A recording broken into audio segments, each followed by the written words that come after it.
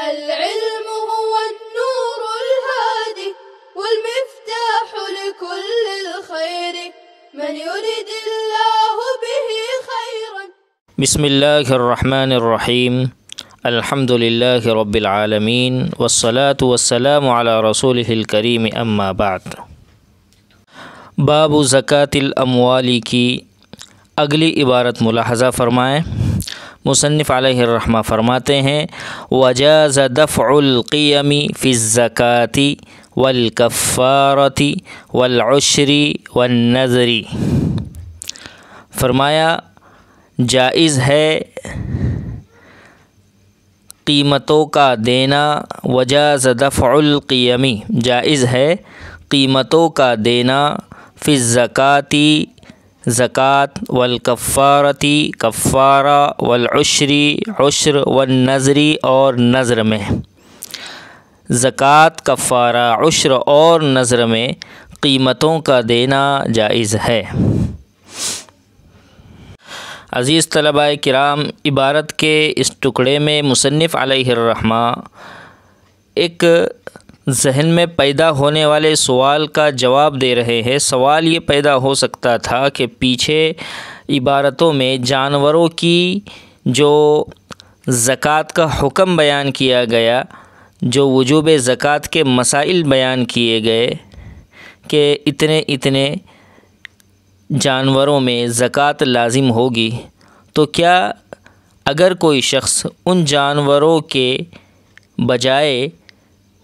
اس کے بدلے میں قیمت، یعنی اس کا مارکیٹ ریٹ اور مارکیٹ ویلو کے اعتبار سے جو بھی ثمن ہوتا ہے وہ اگر دینا چاہے تو کیا اس کی اجازت ہوگی یا نہیں؟ تو مصنف علیہ الرحمہ نے اسی ذہن میں موجود ایک سوال کا جواب یہاں پر دے دیا کہ جی ہاں، اگر کوئی شخص لازم ہونے والی بکری یا لازم ہونے والا بچھڑا یا بچھڑی یا لازم ہونے والا بنت مخاض، بنت لبون یا حقہ، جزعہ وغیرہ کے بدلے اگر وہ قیمت دینا چاہے تو وہ یہ تبدیلی کر سکتا ہے، یعنی اس کے بدلے میں قیمت دے سکتا ہے. مثلا ایک بکری واجب ہوئی تھی تو اس کا مارکیٹ ریٹ نکال لے اور وہ زکوٰۃ میں ادا کر دیں. اسی طرح کفاروں کے اندر فقراء کو کھانا کھلانے کے بجائے وہ براہ راست فقیروں کو رقم کا مالک بھی بنا سکتا ہے. اسی طرح زمین کی پیداوار میں عشر لازم ہوتا ہے تو یہ بطور عشر فصل نہ دیتے ہوئے، اناج غلہ نہ دیتے ہوئے اس کی جگہ پر اس کی قیمت دے سکتا ہے جو بھی مارکیٹ ریٹ ہوگا کسی بھی اناج اور غلے کا. اسی طرح اگر کسی شخص نے بکری صدقہ کرنے کی نظر اور منت مانی تو وہ اس نظر مانی ہوئی بکری کی جگہ پر اس کی قیمت اگر صدقہ کرنا چاہے تو اس کی بھی اسے اجازت ہوگی. اس کی وجہ یہ ہے کہ اصل میں حضرت معاذ رضی اللہ تعالی عنہ جب اہل یمن سے یہ ارشاد فرماتے ہیں کہ ائتونی بعرض ثیاب خمیص او لبیس فی الصدقۃ مکان الشعیر والذرۃ اہون علیکم وخیر لاصحاب النبی صلی اللہ علیہ وسلم بالمدینۃ. امام بخاری رحمۃ اللہ علیہ نے اس عبارت کو باب الزکوٰۃ میں زکوٰۃ العروض میں بیان کیا ہے. یعنی اس کا مطلب یہ ہے کہ اہل یمن سے حضرت معاذ فرما رہے ہیں کہ تم لوگ جو اور مکئی جو عشر میں دینا لازم ہو رہا ہے تو اس کے بدلے اگر تم یعنی جو اور مکئی نہ دیتے ہوئے اس کے بدلے خمیص اور لبیس یعنی کپڑے دو، لباس دو تو یہ تمہارے لیے آسان بھی ہے اور صحابہ کرام رضی اللہ تعالی عنہم اجمعین کے لیے جو مدینہ میں مقیم ہیں ان کے لیے بہتر بھی ہے۔ فقراء صحابہ کرام مراد ہے۔ تو عبارت کے اندر جو خمیس کا لفظ ہے اس کا مطلب ہوتا ہے یہ قمیص نہیں بلکہ خمیس ہے، خاص ہے، چوکور چھوٹے کپڑے دھاری دار جو ہوتے ہیں اس کو خمیص بولا جاتا ہے، اس وقت میں اس کپڑے کے جبے اور عبائے بنائی جاتی تھی، وہ لوگ اس کو پہنا کرتے تھے۔ اسی طرح سے لبیس ملبوس کے معنی میں ہے، تو اس سے لباس مراد ہے۔ گویا کہ اس سے ایک بات اور پتہ چلی کہ جو چیز لازم ہو رہی ہے زکوٰۃ میں یا نذر میں یا کفارے میں، تو اس کی جگہ پر قیمت دینا اس لیے بھی مناسب ہے کہ ہو سکتا ہے کسی جگہ کے لوگوں کو اناج اور غلے سے زیادہ پیسوں کی ضرورت ہو، کسی جگہ کے لوگوں کو اس کے برعکس ضرورت ہو سکتی ہے، یعنی ان کے یہاں پر پیسہ تو ہے لیکن اناج اور غلہ وغیرہ ان کو مہیا نہیں ہے، تو ایسی جگہوں پر اناج اور غلہ دیا جائے۔ یعنی مناسب یہ معلوم ہوتا ہے کہ جس علاقے کے اندر جس چیز کی زیادہ ضرورت ہو فقراء کو، تو اس چیز کا صدقہ کرنا زیادہ بہتر ہے۔ اگر نفس سامان اور نفس چیز کا صدقہ کیا جائے تو فبیہا، اور اگر ضرورت قیمت اور ثمن اور پیسوں کی ہے تو پیسوں کی شکل میں، نقد کی شکل میں، کرنسی کی شکل میں صدقہ کیا جائے، یہ زیادہ بہتر ہے، احوط ہے۔ اس کے بعد آگے عبارت بیان فرمائی وَلَا يَأْخُذُ الْمُصَدِّقُ إِلَّا الْوَسَطَ، کہ زکوٰۃ وصول کرنے والا شخص درمیانی اور میڈیم درجے کا ہی جانور زکوٰۃ میں وصول کرے۔ وَإِن لَّمْ يَجِدِ الْمُسِنَّ الْوَاجِبَ يَأْخُذُ الْأَدْنَىٰ مَعَ الْفَضْلِ أَوِ الْأَعْلَىٰ، اور اگر واجب ہونے والا مسنہ مہیا نہیں ہے، میسر نہیں ہے، تو ادنا لے لے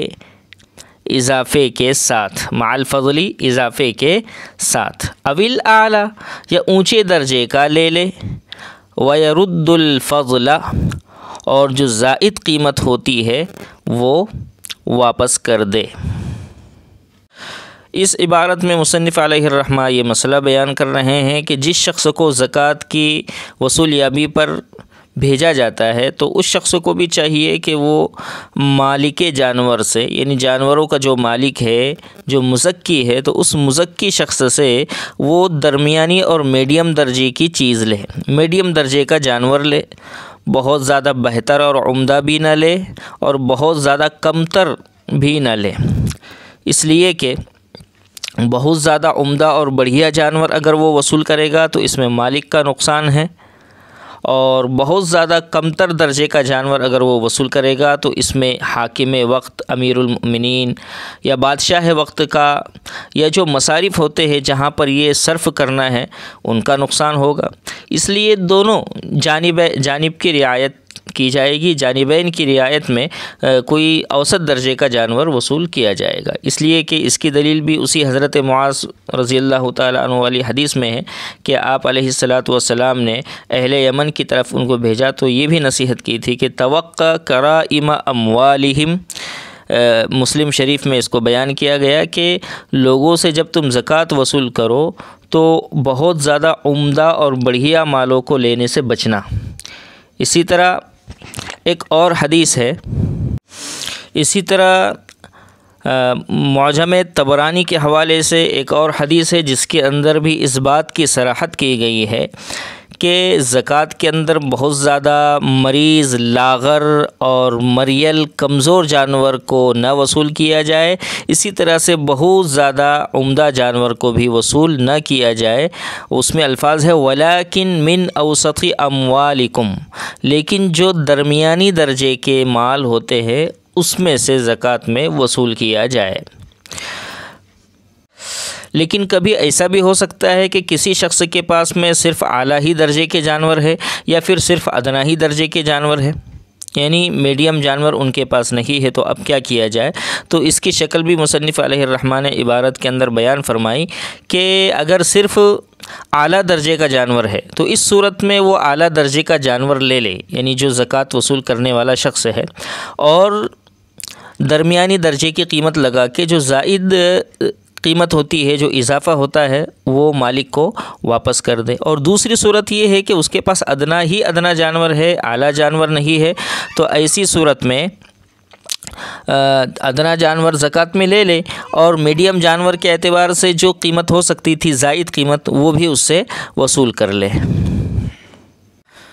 جیسا کہ حضرت ابو بکر صدیق رضی اللہ تعالی عنہ کے خط میں اس بات کی صراحت بھی ہے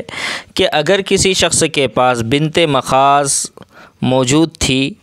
اور وہی اس پر واجب بھی ہو رہی تھی تب تو وہ بنت مخاض ہی زکوٰۃ میں دے گا، لیکن اگر اس کے پاس بنت لبون تھی اور زکوٰۃ میں واجب بنت مخاض ہے تو اب ایسی صورت میں زکوٰۃ وصول کرنے والا شخص اس سے بنت لبون لے گا اور بقیہ جو رقم زائد اور اضافے میں ہوتی ہے اس کو مالک کے حوالے کرے گا۔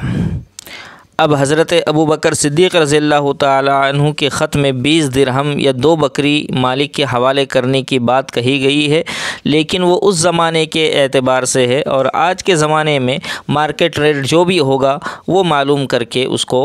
واپس کیا جائے گا۔ آگے مصنف علیہ الرحمہ فرماتے ہیں وَيُضَمُّ الْمُسْتَفَادُ وسط الحول فی حکمہ الی نصاب من جنسہ، اور وہ مال جو درمیان سال بطور نفع حاصل ہوا، وہ مال جو درمیان سال بطور نفع حاصل ہوا اس کو اسی کے جنس کے نصاب میں ملایا جائے گا، اس کو اسی کے جنس کے نصاب میں ملایا جائے گا فی حکم ہی اس کے حکم میں۔ آگے اس کی شرح فرمائی ای اذا کان لہ 100 درہم وحال علیہ الحول وقد حصل فی وسط الحول 100 درہم یضم 100 الی 200، یعنی جب آدمی کے پاس 200 درہم موجود ہوں اور ان پر سال گزر جائے، حولان حول ہو جائے، وقد حصل اور درمیانے سال میں مزید 100 درہم نفع میں تجارت میں حاصل ہوں، یضم 100 الی 200، تو ان 100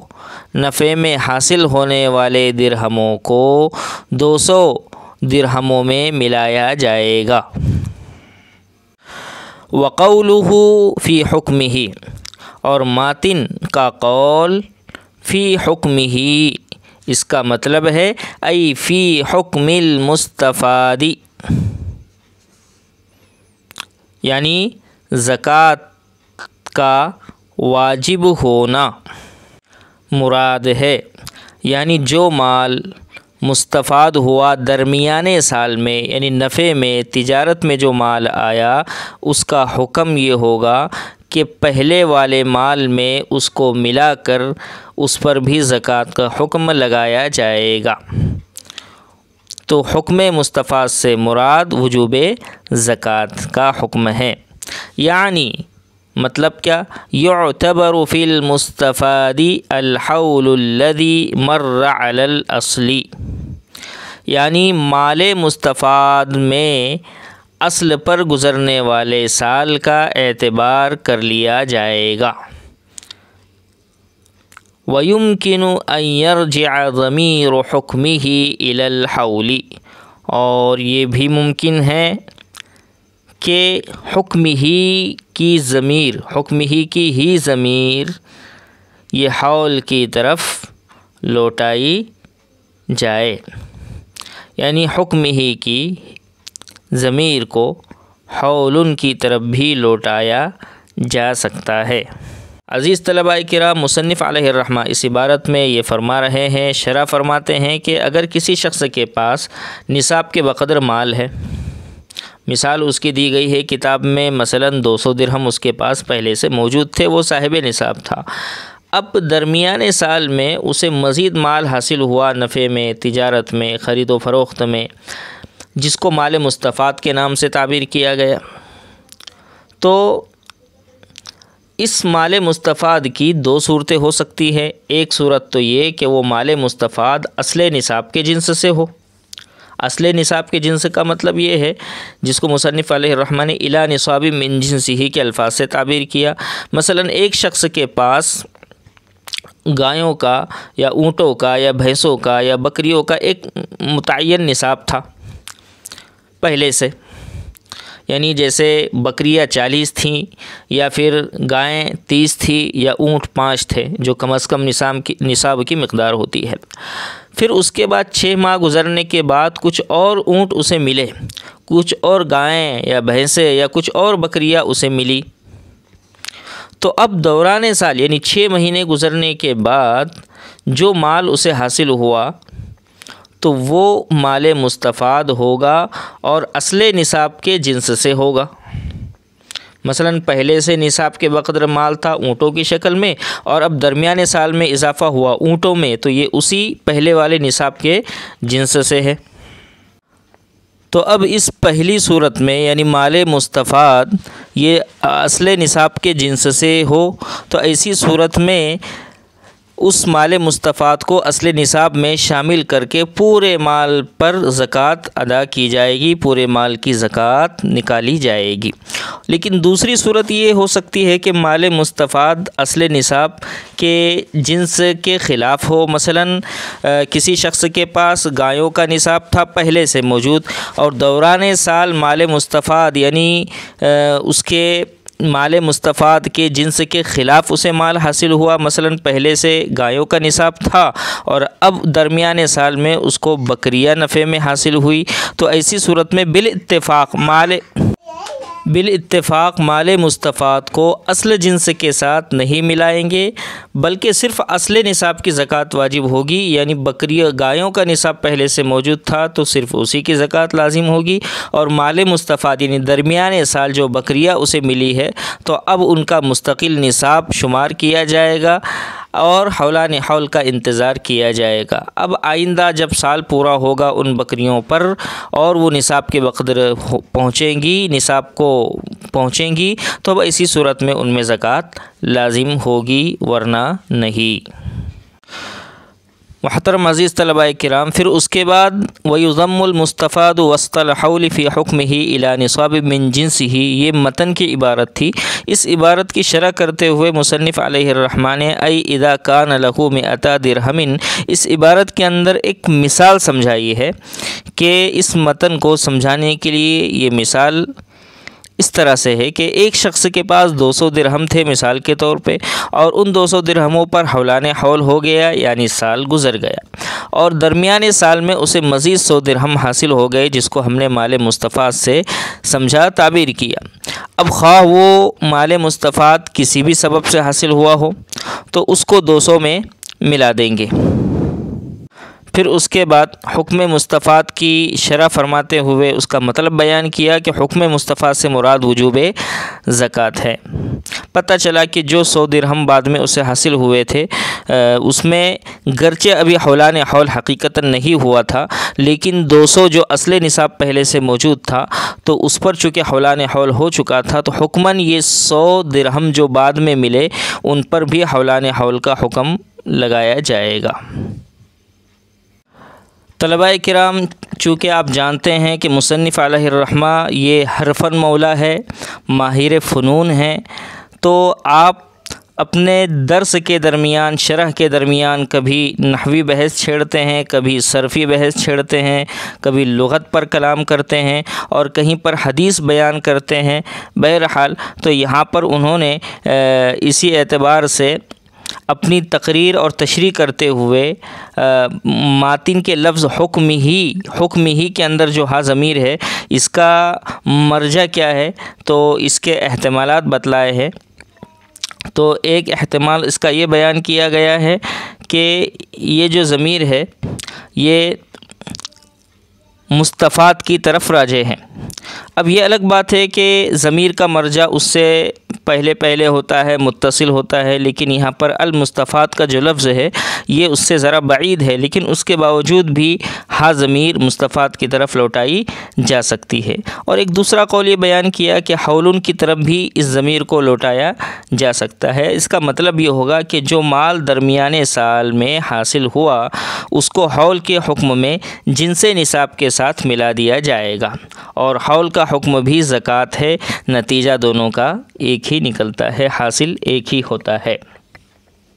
پیارے طلباء کرام، آج کے لیے بس اتنا سبق کافی ہے۔ آئندہ کل انشاءاللہ عبارت کو آگے بڑھائیں گے اور آگے کا سبق ہم پڑھیں گے انشاءاللہ۔ السلام علیکم ورحمۃ اللہ وبرکاتہ۔ السلام عليكم. لا تنسوا الاعجاب بالفيديو والاشتراك في القناة تشجيعا لنا لنستمر بنشر المزيد إن شاء الله.